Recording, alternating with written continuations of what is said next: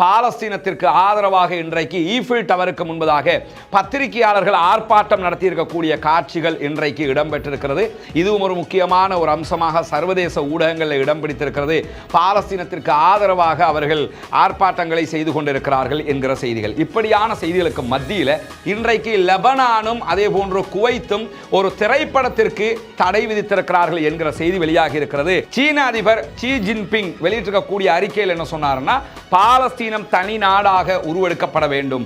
Israel எப்படி ஒரு நாடாக இருக்குதோ அப்படித்தான் பாலஸ்தீனமும், அதற்கான அனைத்து உதவிகளையும் செய்வதற்கு நாங்கள் தயாராக இருக்கிறோம் என்று சொன்ன அதே நேரத்தில் அன்வர் இப்ராஹிம் பேசும்போது என்ன சொன்னார்னா, காசா பாலஸ்தீன மக்களுக்கு சொந்தமான நிலம், பாலஸ்தீனத்தினுடைய பிரிக்க முடியாத ஒரு பகுதியாக காசா இருக்கிறது. எனவே காசாவை கைப்பற்றுவதை ஒருபோதும் நாங்கள் ஏற்றுக்கொள்ள மாட்டோம் என்கிற அறிக்கையை அவரும் எடுத்திருக்கக்கூடிய நேரத்தில் தான்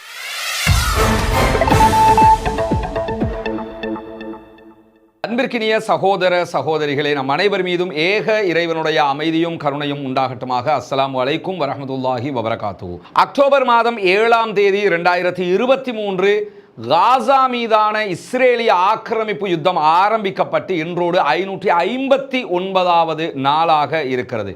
இன்னும் ஒரு சில நாட்களில் இந்த யுத்தம் கிட்டத்தட்ட 2 வருடங்களை பூர்த்தியாக்கக்கூடிய அளவுக்கு யுத்தத்தினுடைய நீளம் நீண்டு கொண்டே போய்கொண்டிருக்கிறது. அரபு நாடுகளாலோ அல்லது வேறு எந்த நாடுகளாலோ இதுவரைக்கும் காசா மீதான இஸ்ரேலிய ஆக்கிரமிப்புகளை நிறுத்த முடியவில்லை என்கிற நிலையில் இன்றைக்கும் பலத்த தாக்குதல்களை காசாவினுடைய அப்பாவிகள் மீது நடத்தி இருக்கிறது இஸ்ரேலிய ஆக்கிரமிப்பு இராணுவம் என்கிற செய்திகள் வெளியாகி இருக்கிறது. இந்த நிலையில் காசாவினுடைய செய்திகளை பார்ப்பதற்கு முன்பதாக காசாவை ஒட்டி நடைபெறக்கூடிய இன்னும் சில செய்திகளை ஆரம்பமாக நம்ம பார்க்க இருக்கிறோம். அதில் முதன்மையான செய்தி என்னன்னு சொன்னா, நமக்கு தெரியும் இந்த காசா போர் நடந்து கொண்டிருக்கக்கூடிய நேரத்தில் காசாவுக்கு ஆதரவாக ஹிஸ்புல்லாக்கள் களத்திற்கு வந்திருந்தார்கள். ஹிஸ்புல்லாக்களுக்கு தேவையான ஆயுதங்கள் அனைத்து வசதிகளையும் ஈரான் தான் வழங்கி கொண்டிருந்தது. ஈரானுடைய உதவிகள் சிரியா வழியாகத்தான் ஹிஸ்புல்லாக்களுக்கு கிடைத்துக் கொண்டிருந்தது. இந்த நிலையில தான் சிரியாவில் அதிபர் அசாதினுடைய ஆட்சி கவிழ்க்கப்பட்டது. அசாதுக்கு எதிராக பல ஆண்டுகளாக நடைபெற்று வந்த போராட்டம் கடைசியில் அசாத் வெளியேறி மாஸ்கோ தப்பி ஓடுகிற அளவுக்கு நிலைமை முற்றி போனது. தற்போது HTC என்கிற அமைப்பு தான் ஆட்சியை கைப்பற்றி இருக்கிறார்கள். ஹயாத் தஹ்ரீர் ஷாம் என்கிற அமைப்பினுடைய தலைவர் ஜுலானி என்பவர் தான் தற்போது அங்கு அதிபராகவும் செயல்பட்டு வருகிறார். இந்த நிலையில தான் நமக்கு தெரியும் சிரியாவினுடைய பல இராணுவ இலக்குகள் மீது தொடர்ந்து இஸ்ரேல் தாக்குதல்களை நடத்தி வந்தது. சிரியாவினுடைய தற்போதைய அரசு என்பது முழுவதுமாக துருக்கியினுடைய ஆதரவு பெற்ற அரசாகவும் இருக்கிறது. துருக்கி ஆல்ரெடி இஸ்ரேலை ஒரு தனி நாடாக அங்கீகரித்திருக்கக்கூடிய ஒரு நாடு. அது மட்டுமல்லாமல் இந்த வார் காரணமாக இஸ்ரேலுக்கு ஏற்றுமதி செய்கிற இரும்புகளை அவர்கள் நிறுத்தி வைத்திருக்கிறார்கள். இன்னும் ஒரு சில தடைகளை விதித்திருக்கிறார்கள். மொத்தமாக இஸ்ரேலோடு நாங்கள் உறவுகளை துண்டித்து விட்டோம் என்று சொல்லி துருக்கி எங்கேயுமே சொல்லலை. இந்த நிலையில தான் சிரியா மீதான தாக்குதல்களை இஸ்ரேல் தொடர்ந்து வந்திருக்கக்கூடிய செய்திகளை நம்ம தொடர்ந்து பார்க்கிற போது இன்றைக்கு வெளியாகி இருக்கக்கூடிய அதிர்ச்சிகரமான செய்தி என்னன்னு சொன்னா, 2026ஆம் ஆண்டு இறுதியாகிற போது சிரியா கண்டிப்பாக இஸ்ரேலை ஒரு நாடாக அங்கீகரிக்கும், இஸ்ரேலை ஏற்றுக்கொள்ளும், இஸ்ரேலுடனான வர்த்தக தொடர்புகள், இஸ்ரேலுடனான தூதரக தொடர்புகள் என்று அனைத்தையும் சுமூகமாக்கும் என்று சொல்லி HTC-னுடைய ஆளும் தற்போதைய அரசாங்கத்தினுடைய தலைவராக இருக்கக்கூடிய ஜுலானி அவர்கள் சொல்லி இருக்கக்கூடிய ஒரு செய்தியை இன்றைக்கு பிரிட்டிஷினுடைய முன்னாள் தூதராக செயல்பட்ட கிரேக் முர்ரே என்கிறவர் வெளியிட்டிருப்பது மட்டுமல்லாமல் சர்வதேச ஊடகங்களில் இது ஒரு முக்கியமான இடத்தையும் பிடித்திருக்கிறது. ஏன்னா நிறைய பேர் இந்த யுத்தம் ஆரம்பிச்சதுல இருந்து கேட்டுக்கிட்டே இருக்கக்கூடிய ஒரு கேள்விதான், சிரியாவுக்குள்ள புகுந்து இஸ்ரேல் தாக்குதல் நடத்திக்கிட்டு இருக்கிறாங்க, அதே நேரத்தில் ஹிஸ்புல்லாக்களுடைய இடங்கள் என்று சொல்லப்படக்கூடிய பல இடங்களை தாக்குறாங்க, முழு சிரியாவையும் கைப்பற்றி அசாதினுடைய ஆட்சியை கைப்பற்றிய HTC-யை பொறுத்தவரையில் ஏன் இஸ்ரேலுக்கு எதிராக எந்த விதமான தாக்குதல்களையும் நடத்தவில்லை, இஸ்ரேலுக்கு எதிராக ஏன் வாய் திறக்காம இருக்கிறாங்க, இஸ்ரேலுக்கு எதிராக ஒரு அறிக்கை கூட அவங்க விடாம இருக்கிறாங்களே என்று மீண்டும் மீண்டும் கேட்டுக்கொண்டே இருந்தீர்கள். இன்னைக்கு நமக்கு இந்த செய்தியை பார்த்தா என்ன தெரியுதுன்னு சொன்னா, அத்தனை கேள்விகளுக்கும் பதில் கிடைத்திருக்கிறது. இதற்கு பின்னணியில் இவர்களும் இருந்திருக்கிறார்கள். அசாதினுடைய ஆட்சி கவிழ்க்கப்படுவதற்கு ஈரானுடைய பிடி அங்கு இல்லாமல் போவதற்கு யார் யாரெல்லாம் காரணமாக இருந்திருப்பார்கள் என்பதை புரிய முடிகிறது. எது எப்படி போனாலும் ஏற்கனவே பஹ்ரைன், அதே போன்று UAE போன்ற நாடுகள் இஸ்ரேலை தனி நாடாக அங்கீகரித்திருக்கின்றன. சவுதி அரேபியா இஸ்ரேலை தனி நாடாக அங்கீகரிப்பதற்கான முயற்சிகள் நடந்து வந்த நேரத்தில் தான் காசா வார் ஸ்டார்ட் ஆகி இருந்தது. எது என்ன நடந்து கொண்டிருந்தாலும் சவுதி அரேபியாவும் இஸ்ரேலை தனி நாடாக அங்கீகரிப்பதற்கு தயாராக இருக்கிறது. அதற்கு அவர்கள் வைத்திருக்கக்கூடிய ஒரே நிபந்தனை பாலஸ்தீனத்தை தனி நாடாக அங்கீகாரம் கொடுக்க வேண்டும். அப்படி கொடுக்கப்பட்டால் நாங்களும் ஏற்றுக்கொள்கிறோம் என்று சொல்லியிருக்கிறார்கள். இப்படி தொடர்ந்து அரபு நாடுகள் இஸ்ரேலுக்கு கட்டுப்பட்டு போகக்கூடிய ஒரு போங்கை எப்பயுமே நம்ம பார்க்க முடிகிறோம். அதே நேரத்தில் சிரியாவுக்குள்ள M16 அதே போன்று யூகேயினுடைய சிறப்பு படைகளுடைய ஆதரவையும் HTC கேட்டிருக்கிறது என்கிற செய்திகளும் வெளியாகி இருக்கக்கூடியதை இன்னைக்கு நம்ம பார்க்க முடிகிறது. அதே நேரத்தில் தான் பாலஸ்தீனத்திற்கு ஆதரவாக இன்றைக்கு ஈஃபில் டவருக்கு முன்பதாக பத்திரிகையாளர்கள் ஆர்ப்பாட்டம் நடத்தியிருக்கக்கூடிய காட்சிகள் இன்றைக்கு இடம்பெற்றிருக்கிறது. இதுவும் ஒரு முக்கியமான ஒரு அம்சமாக சர்வதேச ஊடகங்களில் இடம் பிடித்திருக்கிறது. பாலஸ்தீனத்திற்கு ஆதரவாக அவர்கள் ஆர்ப்பாட்டங்களை செய்து கொண்டிருக்கிறார்கள் என்கிற செய்திகள். இப்படியான செய்திகளுக்கு மத்தியில் இன்றைக்கு வெளியாக இருக்கக்கூடிய ஒரு முக்கியமான செய்தி தான் டொனால்ட் ட்ரம்ப் இஸ்ரேல் முன்வைத்த ஈரானுடைய அணு நிலையங்கள் மீதான தாக்குதலுக்கு அங்கீகாரம் கொடுக்க மறுத்திருக்கிறார் என்கிற செய்தி. இஸ்ரேல் ஒரு தாக்குதல் யுக்தியை ரெடி பண்ணி இருக்கிறதாகவும் மே மாதம் அளவில் ஈரானுடைய அணு ஆயுத கிடங்குகள் மீது அணு ஆயுதம் தயாரிக்கக்கூடிய இடங்கள் மீது தாக்குதல் நடத்துவதற்கு இஸ்ரேல் திட்டமிட்டுள்ளதாகவும் அந்த திட்டம் என்னங்கிறத அமெரிக்காவோடு பகிர்ந்து கொண்ட நேரத்தில் டொனால்ட் ட்ரம்ப் கண்டிப்பான தடை விதித்திருக்கிறார். நீங்கள் எக்காரணம் கொண்டும் ஈரான் மீது தாக்குதல் நடத்தக்கூடாது, அணு நிலையங்கள் மீது தாக்குதல் நடத்தக்கூடாது என்று சொல்லியிருப்பதாகவும் ஈரானோட பேச்சுவார்த்தையில் தான் இதற்கு தீர்வு காண வேண்டும் என்று சொல்லியிருப்பதான செய்தியும் இன்றைக்கு அல் ஜசீராவிலே முதன்மை இடம் பிடித்திருப்பதை நம்ம பார்க்க முடிகிறது. அதே நேரத்தில் குறிப்பாக இஸ்ரேலிய எதிர்க்கட்சி தலைவர் இன்றைக்கு விடுத்திருக்கக்கூடிய அறிக்கையில் என்ன சொல்றாருன்னு சொன்னா, இஸ்ரேல் கண்டிப்பாக ஈரான் மீது தாக்குதல் நடத்த வேண்டும் என்று சொல்லியிருக்கிறார். ஈரானுடைய ஆட்சியை பொறுத்தவரையில் இந்த மாதிரி தாக்குதல்களை டிஃபெண்ட் பண்றதுல தடுத்து நிறுத்துறதுல அவங்க கெட்டிக்காரங்க. எனவே அவங்களுடைய வலையில சிக்காம ஈரான் மேல அட்டாக் பண்ணுங்க என்று சொல்லி இன்றைக்கு ஒரு ட்விட்டர் அறிக்கையையும் இஸ்ரேலுடைய எதிர்க்கட்சி தலைவரும் சொல்லியிருக்கிறார். இங்க நம்ம ஒன்று கவனிச்சுக்கிறோம் என்னன்னா, ஈரான் மீது இஸ்ரேல் தாக்குதல் நடத்துமானா ஏற்கனவே 2 முறை தாக்குதல் நடத்தி இருக்கிறார்கள். அதற்கு பதிலடியாக ஈரானும் தாக்குதல் நடத்தி இருக்கிறது. அமெரிக்காவுக்கும் ஈரானுக்கும் இடையில ஒரு முருகல் நடந்து கொண்டிருப்பது நமக்கெல்லாம் தெரியும். அமெரிக்க ஜனாதிபதிக்கு முன்னாடியே என்ன சொன்னார்னா, ஈரான் மேல நாங்கள் தாக்குதல் நடத்துவோம், நடத்தினால் அதற்கு இஸ்ரேல் தான் தலைமை தாங்கும் என்றும் அவர் சொல்லி இருந்தார். ஆனால் இஸ்ரேல் தற்போது தாக்குதல் நடத்த தயார் என்று அமெரிக்காவிடத்தில் சொன்னாலும் நாங்கள் அதற்கு அனுமதிக்க மாட்டோம் என்று சொல்லியிருக்கிறாங்க. காரணம் என்னன்னா, இஸ்ரேல் தனியாக தாக்குதல் நடத்த முடியாது, அமெரிக்காவும் சேர்ந்து தான் இந்த நியூக்ளியர் இடங்கள் மேல தாக்குதல் நடத்தணும். ஆனால் ஈரான் செய்திருக்கக்கூடிய வேலையை நம்ம பார்த்தோம்னா ஏற்கனவே 60% மேல அவங்க யுரேனியத்தை செறிவூட்டிட்டாங்க. அந்த யுரேனியத்தை எல்லாம் நாங்கள் தனியாக பிரித்து அதை பாதுகாக்க வேண்டிய இடத்துல பாதுகாத்துட்டோம் என்று அறிவிச்சிட்டாங்க. அறிவித்திருக்கக்கூடிய நேரத்தில் தான் கடந்த சனிக்கிழமை அமெரிக்காவோடு பேச்சுவார்த்தை நடத்தப்பட்டு அந்த பேச்சுவார்த்தை வெற்றிகரமாகவும் முடிந்திருக்கிறது என்ற செய்திகளை அமெரிக்காவை வெளியிட்டிருக்கக்கூடிய நேரத்தில் தான் இஸ்ரேலுடைய எதிர்க்கட்சி தலைவர் சொல்றாரு, தங்கள் மீதான தாக்குதல் எந்த வழியில் வந்தாலும் அதை தடுப்பதில் ஈரானியர்கள் திறமையானவர்கள். உண்மையாகவே இந்த செய்தியில் ஒரு யதார்த்தம் இருக்கிறது. காரணம் என்னன்னா, இந்த மாதிரி ஒரு சூழல்ல அமெரிக்காவுக்கும் இஸ்ரேலுக்கும் அதே மாதிரி ஈரானுக்கும் இடையில் ஒரு யுத்தம் ஏற்படும் என்கிற ஒரு சூடான நிலை இருந்தும் கூட அதை தற்போதைக்கு தனியே செய்திருக்கிறது ஈரானுங்கிறத நம்ம பார்க்க முடிகிறது. ஈரானுடைய அணு ஆயுத நிலையங்களை நேரடியாக பார்வையிடுமாறு அணுசக்தி தடுப்பு அமைப்புக்கு இன்றைக்கு ஈரான் அறிவித்திருக்கிறார்கள். நேர பாருங்கிறாங்க. காரணம் என்னன்னா, அங்க பார்த்து அவங்களுடைய எதையும் கண்டுபிடிக்க முடியாதுங்கிறது அவங்களுக்கு தெரியும். அவங்க எங்கெங்க அணு நிலையங்களை வச்சிருக்கிறாங்க, எந்தெந்த இடத்துல அதை உற்பத்தி பண்றாங்கிறது அவங்களுக்கு மட்டும்தான் தெரியும். எனவேதான் இப்படியான ஒரு திட்டமிட்ட செயல்பாட்டை அவர்கள் முன்னெடுத்துக் கொண்டிருக்கிறார்கள். ஏற்கனவே நமக்கு தெரியும், ஹூத்திகள் இஸ்ரேலுடைய ரகசிய இடத்தையே இனம் கண்டு தாக்குதல் நடத்தியிருந்தாங்க 4 நாட்களுக்கு முன்பதாக.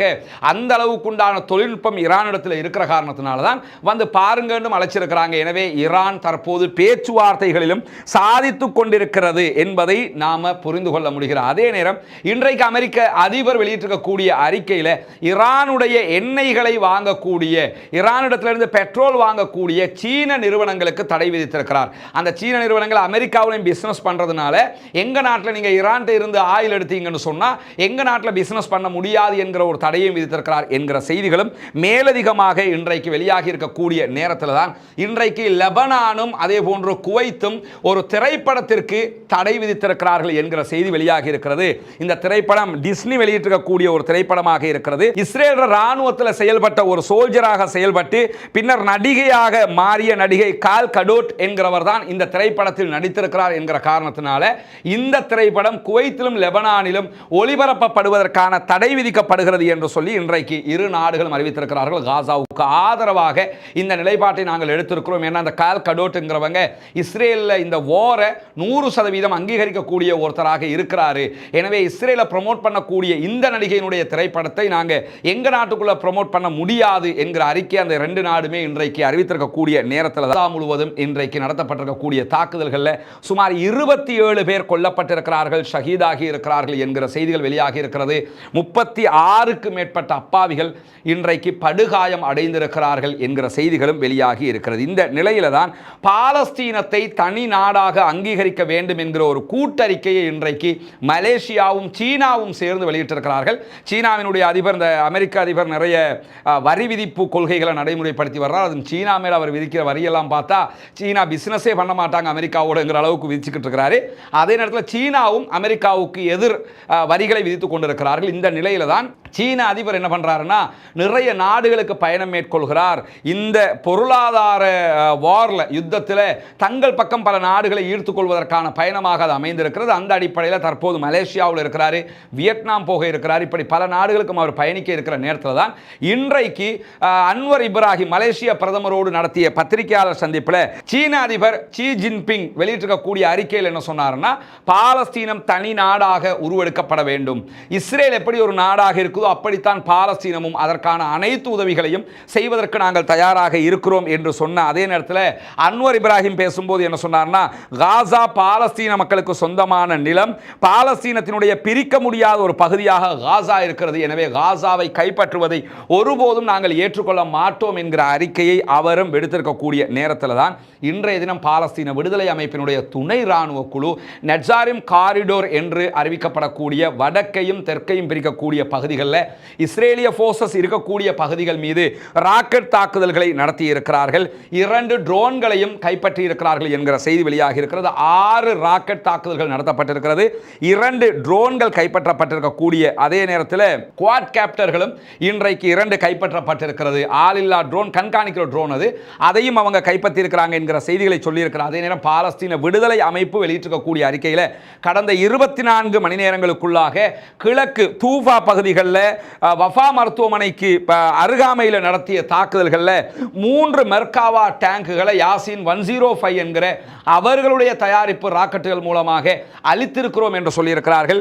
3 மெர்காவா டேங்குகள் அளிக்கப்படுகிறது. குறைஞ்சது அதுக்குள்ள 10 பேர் இருப்பாங்க. 5 பேர் என்று வச்சா கூட 15 இஸ்ரேலிய ஆக்கிரமிப்பு ராணுவத்தை சேர்ந்தவர்கள் இன்றைக்கு இந்த 3 அட்டாக்ல கொல்லப்பட்டிருப்பார்கள் என்கிற செய்திகளை நம்ம புரிந்து கொள்ள முடிகிற அதே நேரத்தில் இஸ்ரேலுடைய பாதுகாப்பு அமைச்சர் வெளியிட்டிருக்கக்கூடிய ஒரு அறிக்கையில் என்ன சொல்றாருன்னா, நாங்கள் காசாவை இஸ்ரேலோடு இணைக்க இருக்கிறோம், அதே போன்று லெபனானுடைய பகுதிகளை இணைக்க இருக்கிறோம், சிரியாவினுடைய பல பகுதிகளையும் இணைக்க இருக்கிறோம். அதே நேரத்தில் மேற்கு கரையில் இருக்கக்கூடிய துல்கரேம் ஜெனின் அகதி முகாமில் இருக்கக்கூடியவங்களை வெளியேற்றிட்டு அங்கே இருக்கக்கூடிய பகுதிகளையும் இஸ்ரேலோடு இணைக்க இருக்கிறோம் என்கிற ஒரு செய்தியையும் அவர் வெளியிட்டிருக்கிறார். ஆனால் இதையெல்லாம் கடந்த காலத்தில் மாதிரி லேசா அவங்களுக்கு இணைச்சிடலாம் என்று சொல்லி ஒரு நிலைமைக்கு போக முடியாது. ஏன்னா காசாவில் இருக்கக்கூடியவங்களை மொத்தமாக வெளியேற்றுங்க ஜோர்தானுக்கு அல்லது எகிப்துக்குன்னு டொனால்ட் ட்ரம்ப் சொல்லி அவரே பின்வாங்கின காட்சியை நம்ம பார்த்திருக்கிறோம்.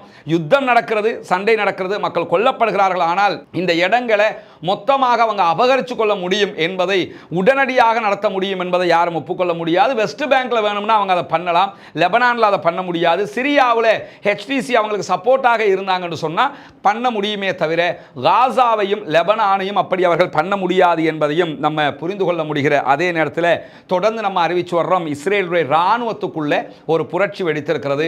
யுத்தத்தை நிறுத்துங்கள் என்கிற கையெழுத்து வேட்டை நடைபெற்று வரக்கூடிய நேரத்தில் இன்றைக்கு காசாவிலிருந்து விடுதலை செய்யப்பட்ட முன்னாள் பணைய கைதிகள் கிட்டத்தட்ட 37 பேர் யுத்தத்தை நிறுத்த வேண்டும் என்கிற இராணுவம் முன்னெடுக்கக்கூடிய கையெழுத்து வேட்டையில் தாங்களும் இணைந்து கொண்டு கையெழுத்திட்டு இருக்கிறார்கள். இது பெரியதொரு திருப்பமாக மாறும். என்ன காரணம்னு கேட்டால், பணைய கைதிகளாக இருந்தவங்களே வந்து யுத்தத்தை நிறுத்துங்கன்னு சைன் பண்ணிக்கிட்டு போறாங்க. ஆல்ரெடி இராணுவத்தினுடைய 8200 என்கிற உளவு பிரிவு மொத்தமாக இந்த யுத்தத்தை நிறுத்தணுங்கிற நிலையில் நிலையில் இருக்கிறாங்க. இஸ்ரேலுடைய இராணுவ தளபதியே நமக்கு இனிமே ஜெயிக்க முடியாமல் இருக்குது, இராணுவத்துக்குள்ளேயும் குழப்பம் இருக்குதுன்னு சொல்லிக் கொண்டிருக்கக்கூடிய நேரத்தில் நேற்றைய தினம் நம்ம சொல்லியிருந்தோம் 1,10,000க்கு மேற்பட்டவர்கள் இந்த கையெழுத்திலே இணைந்திருக்கிறார்கள் என்று. இன்றைக்கு இஸ்ரேலி டைம்ஸ் வெளியிட்டிருக்கக்கூடிய அறிக்கை பிரகாரம் 1,20,000 பேர், மேலதிகமாக 10,000 பேர் இன்னும் இணைந்திருக்கிறார்கள் என்கிற செய்திகளும் வெளியாகி இருக்கிறது. இப்படி தொடர்ந்த செய்திகள் வெளியாகி வரக்கூடிய நேரத்தில் தான் இஸ்ரேலுக்குள்ள இந்த குழப்பம் நீடித்துக் கொண்டே இருக்கிறது. இஸ்ரேலிய ஆக்கிரமிப்பு படைகளே இனிமேல் யுத்தம் செய்ய முடியாது, பாலஸ்தீன அமைப்பை நமக்கு வெல்ல முடியாது, எனவே சமாதானத்தினூடாக ஒரு சீஸ்ஃபயரின் ஊடாக நாம் இந்த யுத்தத்தை நிறுத்தணும் என்கிற நிலையை எடுத்திருக்கிறார்கள். குறிப்பாக பாலஸ்தீன விடுதலை அமைப்பு இன்றைக்கு வெளியிட்டிருக்கக்கூடிய அறிக்கையில் புதிய சீஸ்ஃபயர் ப்ரொபோசலை நாங்கள் படித்து முடிச்சிட்டோம், அது சம்பந்தப்பட்ட விவகாரங்களை நடுநிலையாக நின்று பேசக்கூடிய கத்தார், ஈஜிப்டுக்கு நாங்கள் தகவலாக சொல்லிட்டோம். இஸ்ரேல் தான் இனி முடிவெடுக்க வேண்டும், பால் பாஸ் பண்ணாம சமாதானம்னா சமாதானம்ங்கிறத அவங்க சொல்லணும், நிரந்தர யுத்த நிறுத்தம் என்றால் மாத்திரம்தான் பணைய கைதிகளை வெளியே தருவோம், இல்லைன்னா தரமாட்டோம் என்று சொல்லி இன்றைக்கு பாலஸ்தீன விடுதலை அமைப்பும் தகவல் வெளியிட்டிருக்கக்கூடிய நேரத்தில் தான் இன்றைய தினம் வெளியாகி இருக்கக்கூடிய இன்னும் ஒரு முக்கியமான செய்தி. இன்றைக்கு விளாடிமிர் புட்டின், ரஷ்யாவினுடைய அதிபர், ரஷ்யாவை சேர்ந்த காசாவிலே பணைய கைதிகளாக இருந்து பாலஸ்தீன விடுதலை அமைப்பால் விடுதலை செய்யப்பட்டவர்களை நேரடியாக அழைத்து பேசியிருக்கிறார். இந்த யுத்தம் 559வது நாளாக கடந்து கொண்டிருக்கக்கூடிய நேரத்தில் விளாடிமிர் புட்டின் முதல் தடவையாக இந்த காரியத்தில் ஈடுபட்டது மட்டுமல்லாமல் பொதுவாக டொனால்ட் ட்ரம்ப்பும் இப்படி ஒரு மீட்டினை வச்சிருந்தது நமக்கெல்லாம் தெரியும். மீட்டின் முடிய டொனால்ட் ட்ரம்ப் என்ன பேசுவார் என்று சொன்னால், இந்த மாதிரி ஏற்றுக்கொள்ள முடியாது, பாலஸ்தீன விடுதலை அமைப்பு அளிக்கப்பட வேண்டும், பாலஸ்தீனத்தை நாங்கள் அப்படி கொடுத்துட முடியாது, இஸ்ரேல்னா சூப்பர், இஸ்ரேல் தான் எல்லாமே என்று சொல்லி அவர் பேசியிருந்தார். அதுக்கு முன்னால் ஜோ பைடன் பேசியிருந்தார். அவங்க எல்லாம் அப்படி பேசுகிற நேரத்தில் இன்றைக்கு விளாடிமிர் புட்டின் இந்த மீட்டினுக்கு பிறகு ஊடகங்கள்கிட்ட பேசும்போது பாலஸ்தீன விடுதலை அமைப்புக்கு நன்றி தெரிவித்திருக்கிறார்.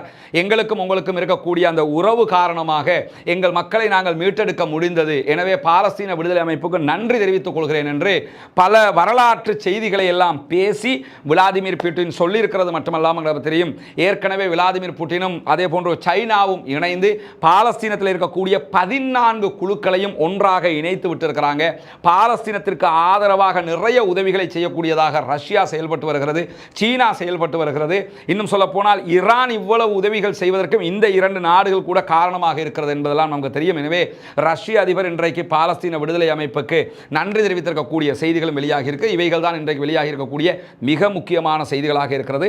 பாலஸ்தீனம் வெற்றி பெற வேண்டும், பாலஸ்தீனம் சுதந்திரம் அடைய வேண்டும், பாலஸ்தீன மக்களும் நம்மை போன்ற நிம்மதியானவர்களாக மாற வேண்டும் என்கிற உயரிய பிரார்த்தனைகளோடு பாலஸ்தீன மக்களுக்காக ஜனநாயக ரீதியாக குரல் எழுப்புவோமாக என்கிற கோரிக்கைகளோடு தீவிரவாதம் ஒழிய வேண்டும், பயங்கரவாதம் இல்லாதொழிக்கப்பட வேண்டும், இஸ்ரேலிய ஆக்கிரமிப்பு பயங்கரவாதம் இல்லாதொழிக்கப்பட்டு அமைதியான பூ உலகு திரும்ப வேண்டும் என்கிற பிரார்த்தனைகளோடு முடித்துக் கொள்கிறேன். வாஹ்ரத் அவ்வானா அல்ஹம்துலில்லாஹி ரப்பி